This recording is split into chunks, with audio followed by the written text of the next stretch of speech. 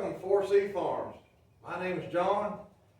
Today we're back working on this old tractor. We're going to fix the brakes,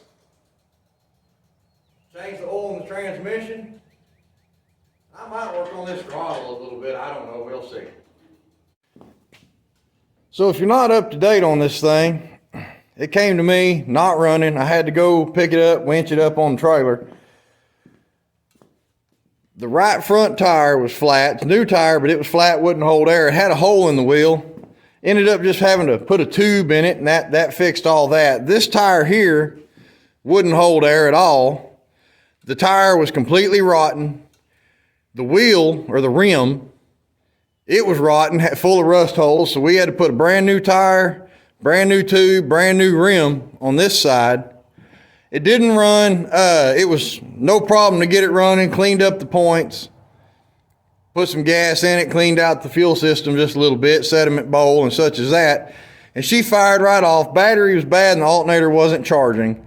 This thing was already converted to a Delco 10SI style alternator whenever I got it, but the alternator was bad. So I did the right thing and just ordered the cheapest Chinese alternator that I could find in a one-wire configuration. And just so happened that was a 105 amp alternator, which seems kind of excessive for this. But okay, it's charging now at 14.3 volts. That's good. As you already saw, we just put a brand spanking new Never Start battery on it. I've already put new brakes in this wheel, but I still got to adjust on them a little bit. They're just a little soft. Got to put the new brakes in that side. It's fine. One side's as good as the other. Same thing. We'll get it fixed up. I got a brand new linkage rod for the left brake because the one that goes here, it goes right there and then comes back to right there. I don't know. It evaporated. It's gone. So we'll get that put on. Then we can have us some brake action. Both sides. That'll be nice. Like I said, I might try to figure out what's wrong with this throttle. It works, but it just keeps wanting to go back to idle. It won't. You pull it down, and then when you're running it, it won't stay. It just works its way back up. Sometimes rapidly. So we may look at that, we may not. That wasn't part of the complaints. Go to checking on the transmission oil. The owner said that the hydraulics weren't working very good. Well, it's kind of plain to see why. It's not dirty, but it's milky and it's the wrong oil. These tractors are supposed to have a GL1 90 weight oil in them, and that's tractor transmission fluid with water in it. So that takes bad and makes it even worse. So I got a bucket of oil ordered for this thing. Let's get to work.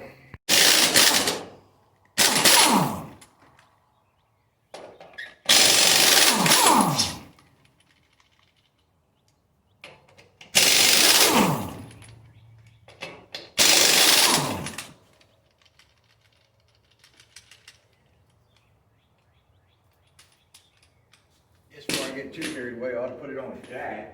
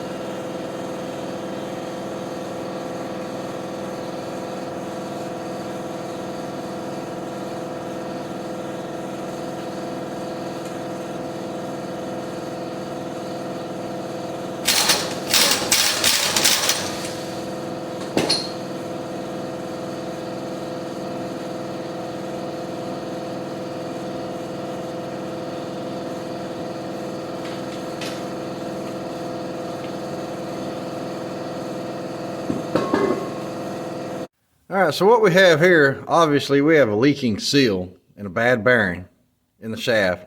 I can't move it, but I can with the wheel on. I told the customer about all this. He doesn't care. So we're just going to put new brakes on it, adjust them up, put the linkage rod on, and call it a day. Now the other side is not leaking, but the shoes had delaminated.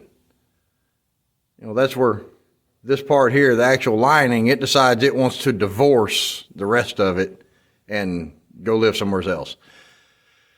So that wasn't going to work. You got new shoes on the other side. On this side, I could just put the linkage rod on and adjust it, and the brakes would work. They'd be really grabby, but they would work. But since I got new shoes, we're going to put them on the old drums.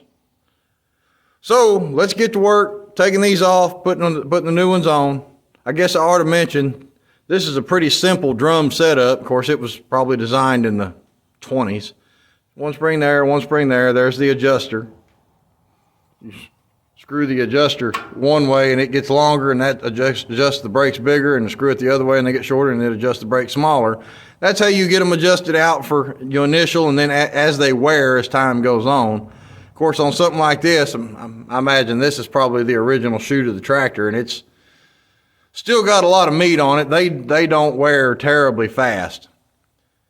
All right, let's get taking it apart, put some new shoes on it, and move from there. I got a stool.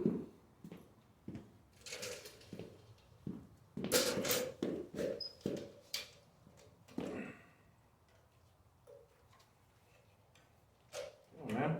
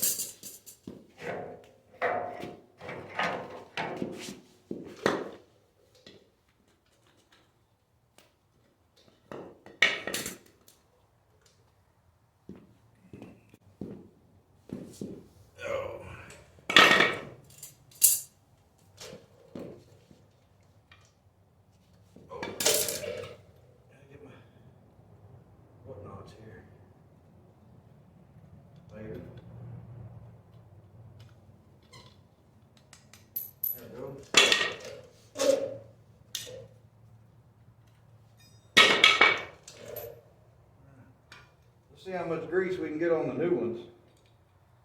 That always helps tremendously. Not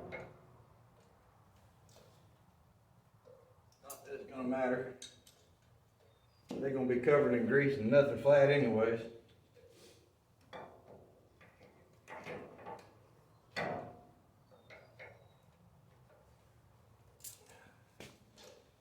So just jump off there.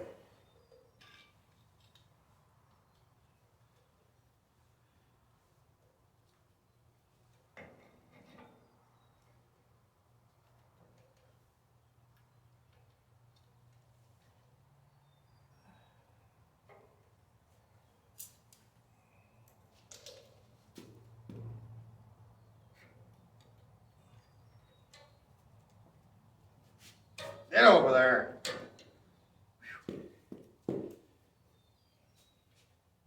Yes, I know that's not how this tool's supposed to be used, but I can't come up with a better way of doing it on this. Not really the kind of brakes this tool was designed for. There we go. Look, man, that almost made me look like a professional. All right, now we'll put the self-adjuster in. Let's screw that baby all the way in and put it on. You got to make sure you put these on the right way.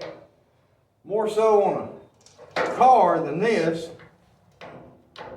because a lot of the cars, especially some newer ones, they have automatic self-adjusters, and if you don't do them right, every time the self-adjuster tries to actuate, it'll actually back the brakes off instead of tightening them up, which is kind of counterproductive. So we got all this put in there. That was pretty doggone easy, actually. The other side gave me a little more grief. I'll show it to you. So there it is. All the new brakes and everything put on. New spring. This spring's here. Well, not new springs. Old springs. New shoes. Old springs. Old hardware. It's fine. So this spring here, it rides on this adjuster on the star wheel, and it keeps it from just whirly-wooing all on its own.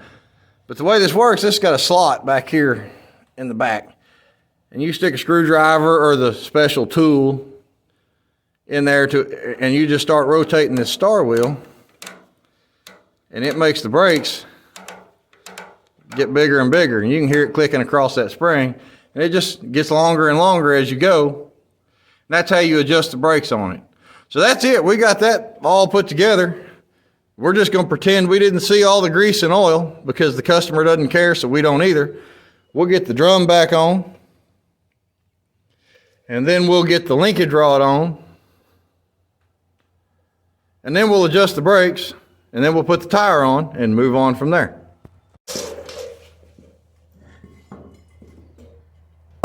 Least I can do is dump the doodaggers out of the drum.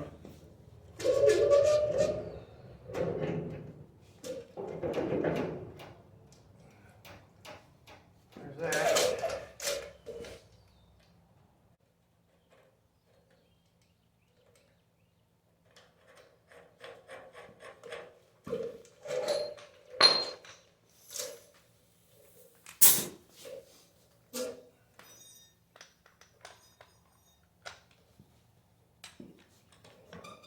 Oh no.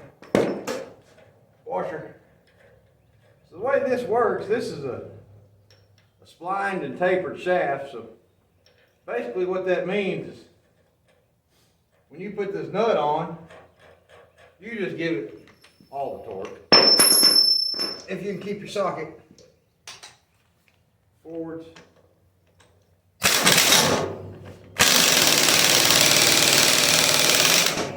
Tight enough. In fact, let's back it up just a tickle.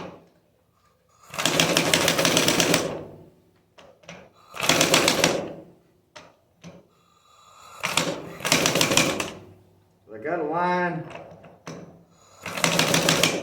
the wide slot up with the keyway. There we go. Put the little tab in the keyway, and then put the outer nut on, which kind of crushes down this inner nut and makes it all seem more copacetic anyways. Yes, sir. Helps if you put your tool in forwards. I'm sure I'm the only person that's ever done that.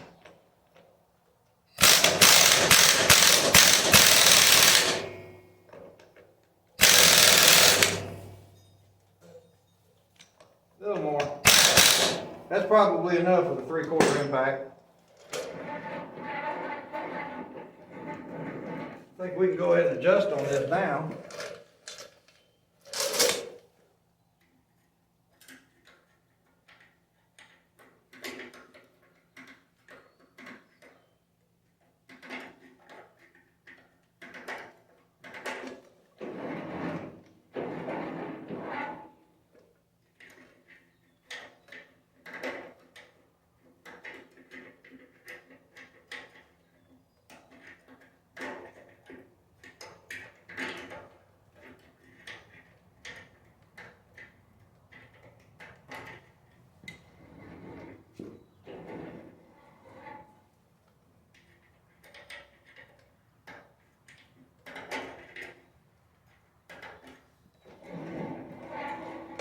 With brand new shoes, when you adjust them up, you want to get a pretty heavy drag on the drum where you can really hear it, and it's noticeably harder to turn.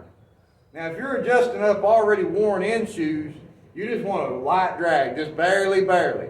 But the new shoes have to burnish into the drum, especially when you're putting them on an old wore out drum like this. But even if you did replace the drum, you'd want to adjust them up real tight, a heavy drag. That way it aids in burnishing the shoes off, making it all mate together good and work out nice. All right, I think we are ready for the linkage rod.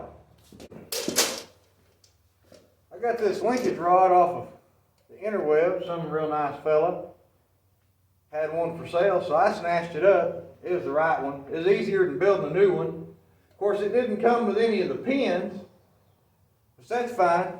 I'm going to do the right thing and just put some bolts through it and nut them up, and that'll be the end of that. Of course, my bolts are too small. Let me go get some bigger bolts. 5/16. Okay, now I think we may potentially have a slim margin of having something that'll work for us. Much better.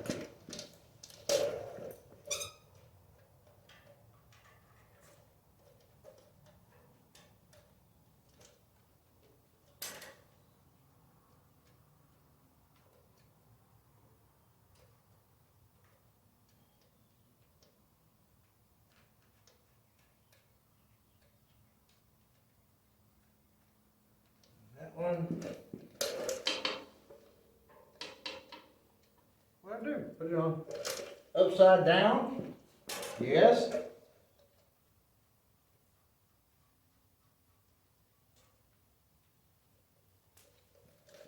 course I dropped it.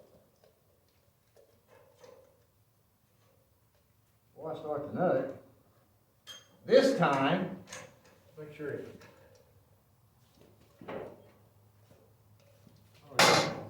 don't work that way. If only I had done that to begin with. There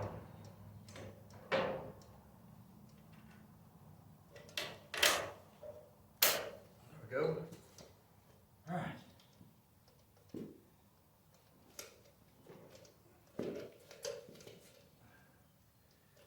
Well, crap. Little tension on the rod. You don't want to go.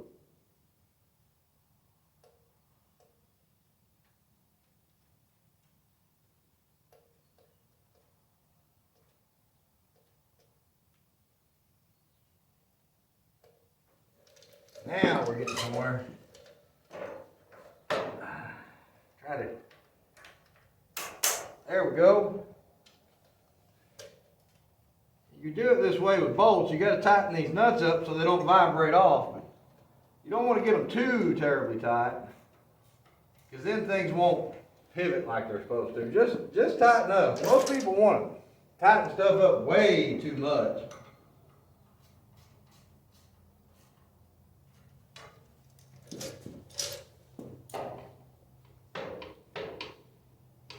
What do you know?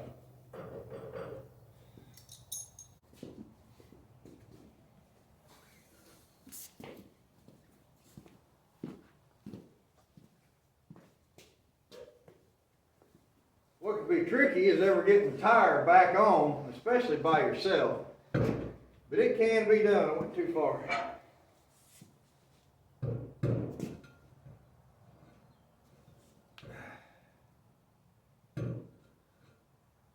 Turn it a little bit.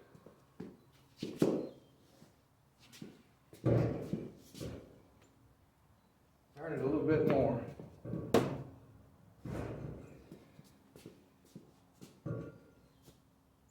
That's pretty daggum close.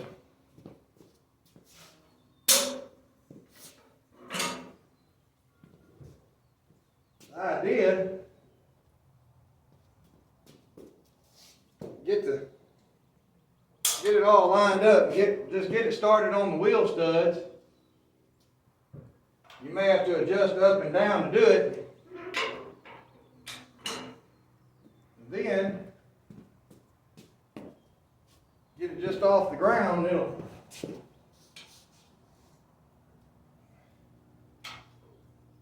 go on there fairly easy.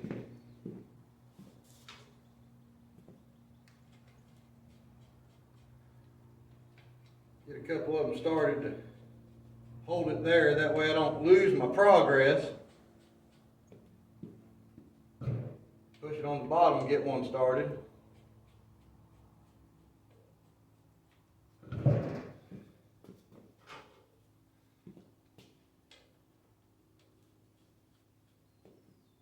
At least now, there's enough of it on there. If something happens and it falls off my sketchy tractor jack there, it won't be a major catastrophe.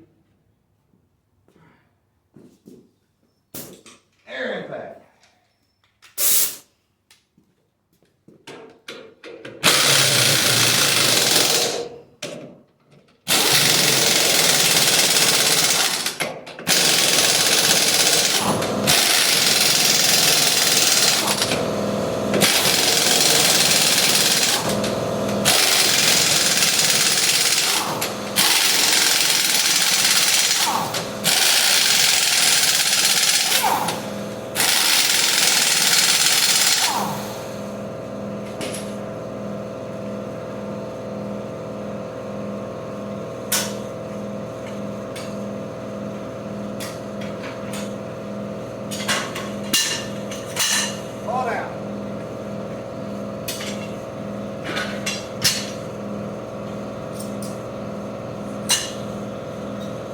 Let me show you why it has water in the transmission.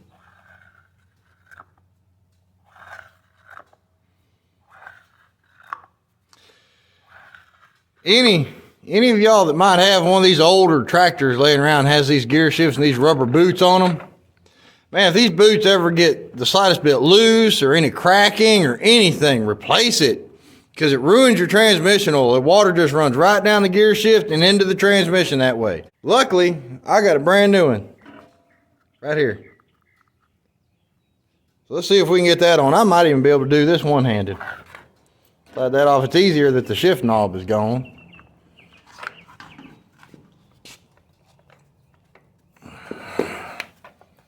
I bet I can't do it one-handed. Yeah.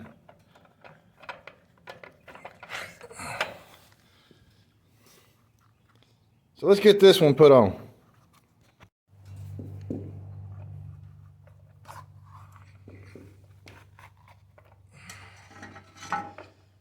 Hopefully on this thing, I can just, between a shepherd's hook pick and a regular hose pick, hopefully I can get this thing put on, maybe.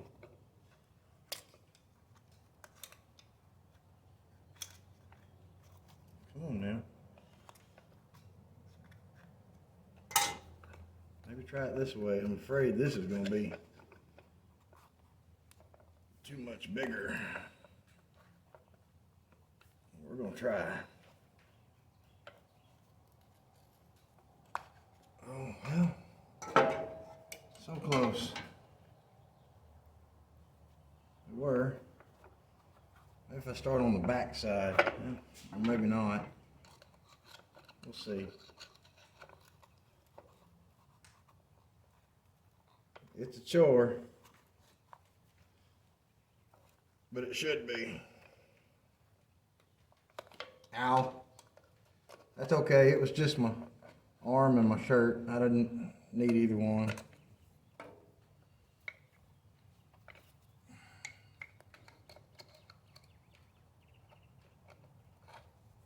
I'm sure there's a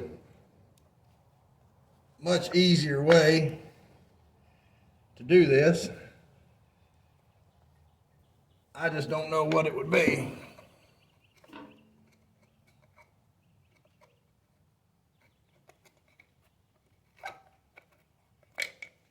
Well,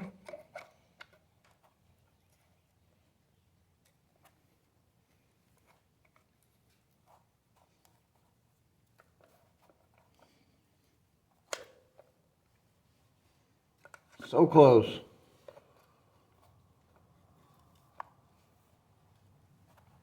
Oh, maybe.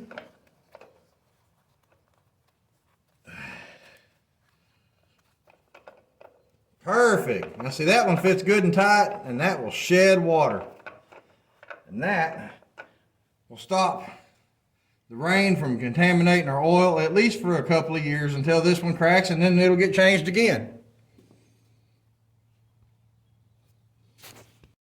Well, I got the transmission draining. You can see it's pretty nasty oil. I think I saw a fellow on Facebook, he called it the forbidden milkshake.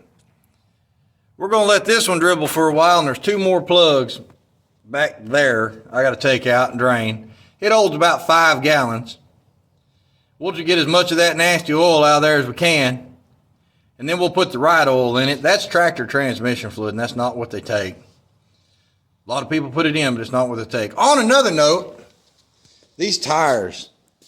There's lots and lots of folks put way too much air in the back tires on their tractors. These tires here, they don't even have a measurable amount of air in them right now. What you want is, when loaded, you want to have 2 lugs touching the ground. You can see I don't quite have 2 lugs on there, but I don't have a load either.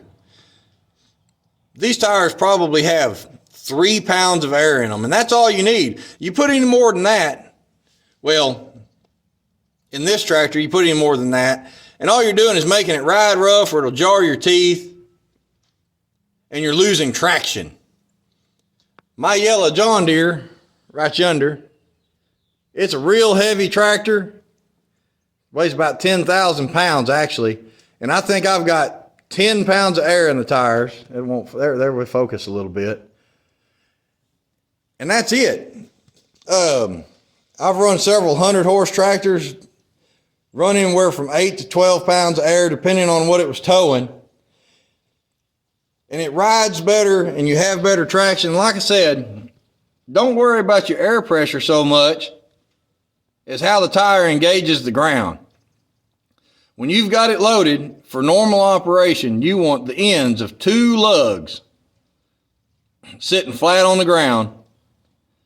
And that's going to, and whatever your air pressure works out to, that's the right.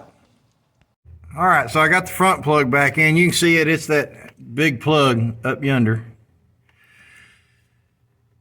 I got these 2 back plugs out. This very back one, I actually got quite a bit of just straight clear water. Nasty. So we're going to let these 2 dribble until they're done dribbling. We'll put the plugs back in and put new oil in it. Good enough for the girls I go with.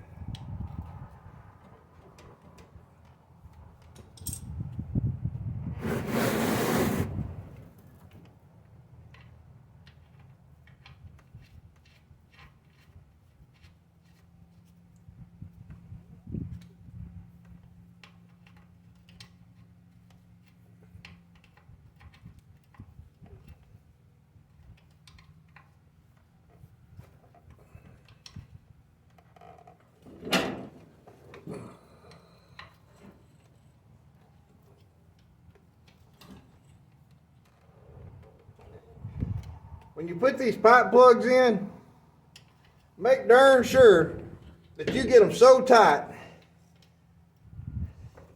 that nobody will ever be able to get them back out. That's always a good thing.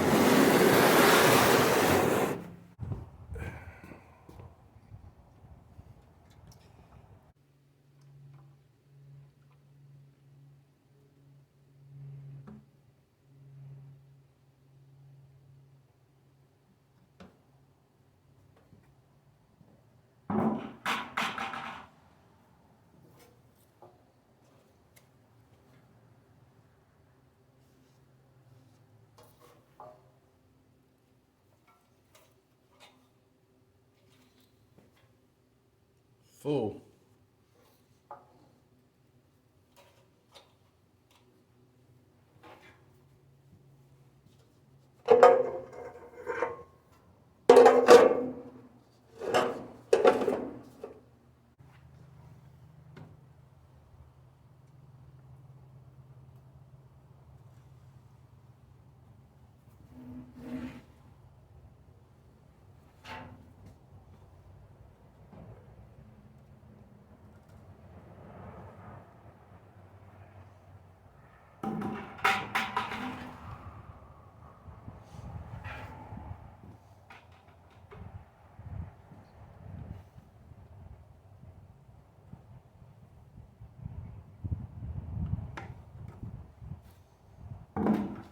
Well, we filled up the rear end and the hydraulic housing and the transmission, and 5 gallons got us right there. It didn't spill out, but if I put another half pint in it, it would. I call that good.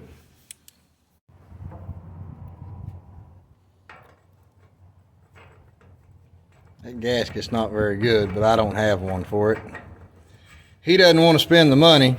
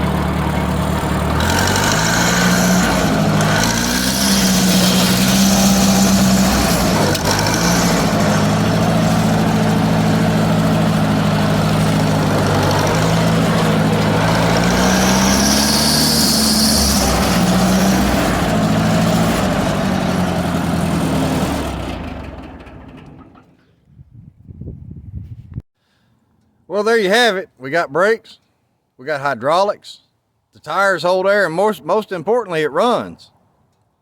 If you enjoyed the video, I'd sure appreciate it if you'd click the like and subscribe. It sure helps me a lot, and it doesn't cost you a thing. Thank you for watching, and God bless.